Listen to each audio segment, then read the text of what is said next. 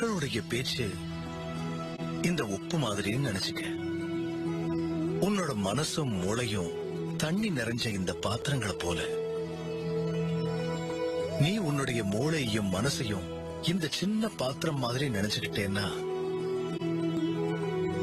அதுல இருக்கிற உப்பு, அதாவது மத்தவங்களுடைய பேச்சு உன்னுடைய மனசை கண்டிப்பா வேதனைப்படுத்தத்தான் செய்யும்.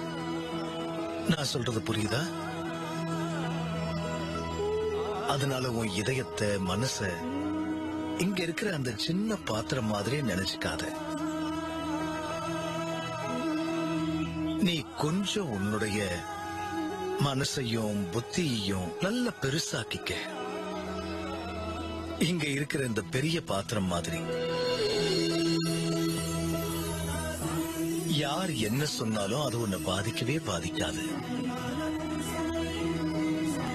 மக்கள் உன்னை பேசுறதும் கிண்டல் பண்றதும் இது எல்லாமே உனக்கு ரொம்ப சாதாரண விஷயமாயிடும். அதனால உன் மனசையும் மூளையையும் இந்த பெரிய பாத்திரம் மாதிரி ஆக்கிக்கிட்டேன்னா யார் என்ன பேசினாலும் அது உன் காதுக்கே வராது. அப்படியே வந்தாலும் அது ஆழமா உன் மனச பாதிக்காது. ஒரு விஷயம் உனக்கு புரியவும் செய்யும். இந்த உலகத்துல இதை தவிர நிறைய விஷயங்கள் இருக்கு.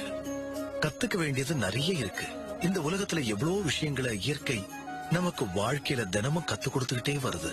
இந்த மாதிரி யோசிச்சுக்கிட்டு இருந்தா நல்ல விஷயங்களை உன்னால எப்படி கத்துக்க முடியும்? எப்ப உன்னால யோசிக்க முடியும்? தவறா பேசுற ஆட்கள் இருக்காங்க இல்லையா,